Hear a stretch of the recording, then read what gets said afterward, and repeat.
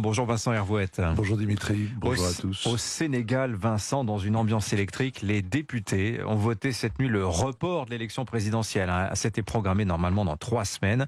Cette élection aura lieu mi-décembre. Oui, il faut un esprit retors pour apprécier pleinement la politique à la sénégalaise. À côté, les délices et les poisons de la 4e République en France, c'était des jongleurs amateurs. À Dakar, on est dans la haute voltige. Alors imaginez un peu, voilà Macky Sall, un président qui aurait bien fait un 3e mandat, mais la Constitution l'interdit. Il s'y résigne, on l'applaudit. Il choisit son Premier ministre pour être candidat à sa place, à sa succession.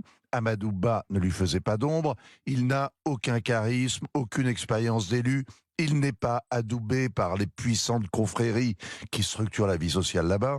Il ne fait l'unanimité ni dans la famille présidentielle, ni dans le parti présidentiel.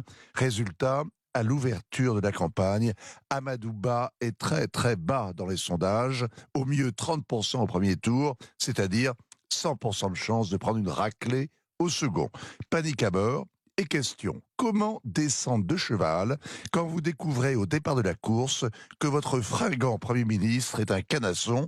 La réponse c'est le faux départ, pour avoir le temps de changer de monture. Mais encore faut-il un prétexte pour ajourner la course.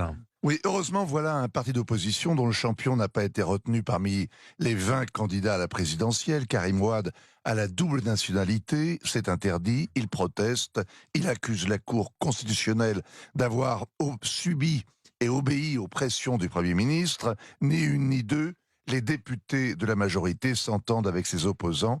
Comme on dit en Afrique, ils se parlent la nuit. Ils votent ensemble la création donc d'une commission d'enquête parlementaire pour enquêter sur les manigances du Premier ministre, le chef de la majorité, et la probité des magistrats. Alors la manœuvre est un peu grossière, mais le président a ajourné le scrutin et le Parlement vient d'avaliser la décision. Ce sera mi-décembre quand la commission aura enquêté, après la tenue d'un dialogue national, inclusif le dialogue, ça va sans dire.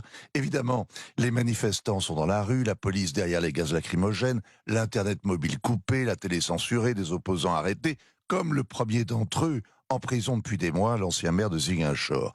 Bienvenue au Sénégal, la seule démocratie encore debout dans l'ancien empire français. Alors, un pays, le seul peut-être, qui n'a jamais connu de coup d'État, Vincent. Mais au Sénégal comme ailleurs, la démocratie est un combat. Il faut se souvenir qu'Abdoulaye Wade a été élu parce que ses partisans comptaient les bulletins dans les bureaux de vote, que les premiers téléphones portables ont permis de totaliser les résultats en temps réel et empêcher in extremis, Abdou Diouf, le sortant, de lui voler sa victoire. Macky Sall, à son tour, a été élu parce que Abdoulaye Wade a dû renoncer sous la pression de la rue à installer son fils Karim à sa place. En violant le calendrier, Macky Sall fait du braconnage électoral, mais ce n'est pas un coup d'État. Pourtant, autour de lui, c'est une épidémie. Depuis l'océan jusqu'à la mer Rouge, tous les voisins ont succombé au putsch militaire. La Guinée, le Burkina, le Mali, le Niger, le Tchad, le Soudan, les uns après les autres, comme des dominos. Et la France, que dit-elle de ce qui se passe au Sénégal?